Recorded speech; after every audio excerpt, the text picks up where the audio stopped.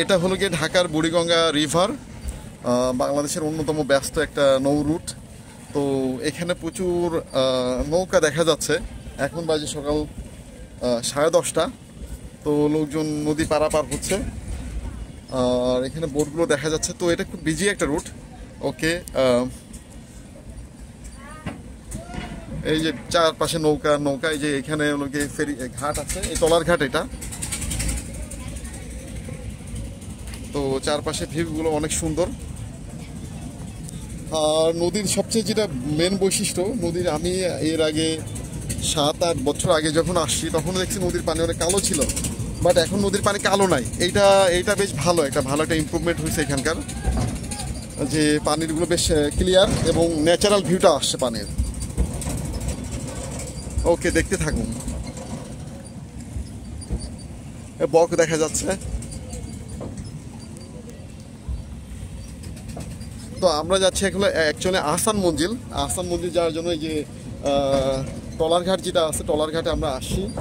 এইটা হলো গিয়ে সোয়ারিঘাটের টলার ঘাটে আসি। তো এইটা হলো সোয়ারিঘাটের চারপাশের অবস্থা। আমরা এই বোটে যাব, বোটে করে আহসান মঞ্জিল যাব।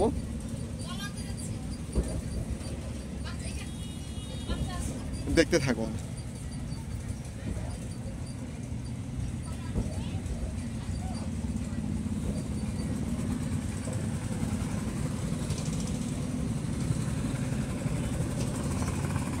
এই যে বোট যাচ্ছে, অসাধারণ।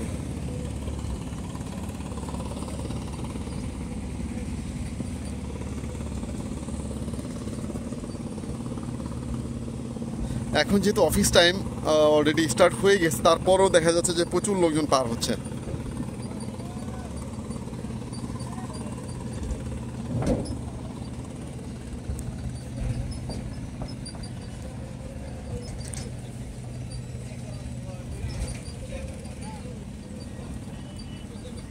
লোকজন ঘাট পার হচ্ছে।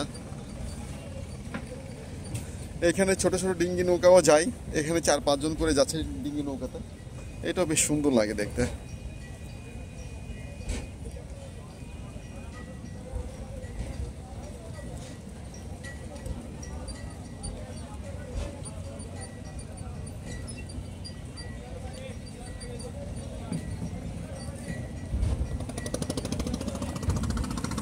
এই যে একটা ট্রলার আসতেছে, ঘাটে ভিড়বে।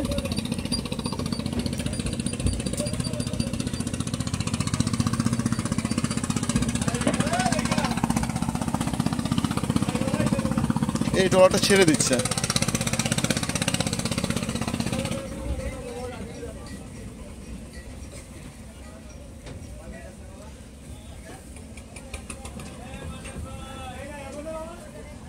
সোয়ারিঘাট ঢাকার একটা অন্যতম ব্যস্ত নৌ টার্মিনাল।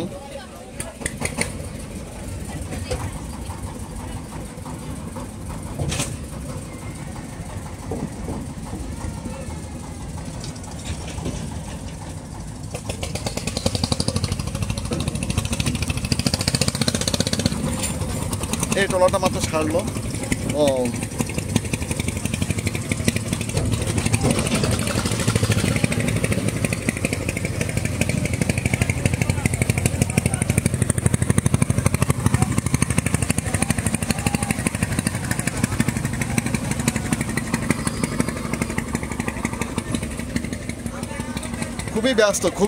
খুবই ব্যস্ত একটা নৌ টার্মিনাল।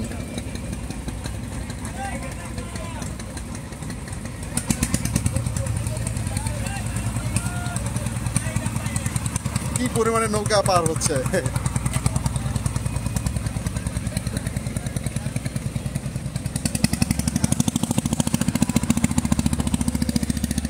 জীবন এখানে অনেক বেশি ব্যস্ত।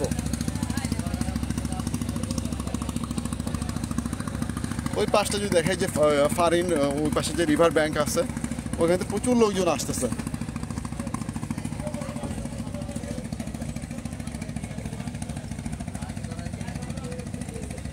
বুড়িগঙ্গার এই ভিউটা কখনোই ছিল না। আমি অনেকবারই আসছি এখানে, কিন্তু পরিষ্কার ছিল না। যে এখানে অন্তত কচুরিপানা দেখা যাচ্ছে, শ্যাওলা কচুরিপানা।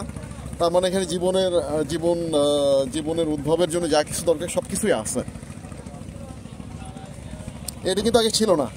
একটা এখানে নদীতে শুধু কালো পানি ছাড়া আর আগে কিছুই ছিল না। সুন্দর।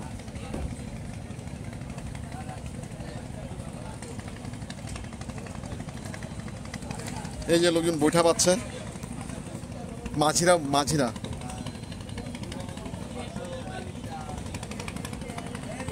এই পাশ থেকে একটা ট্রলার আসতেছে, ঘাটে ভিড়বে, একটু একটু পরে ঘাটে ভিড়বে।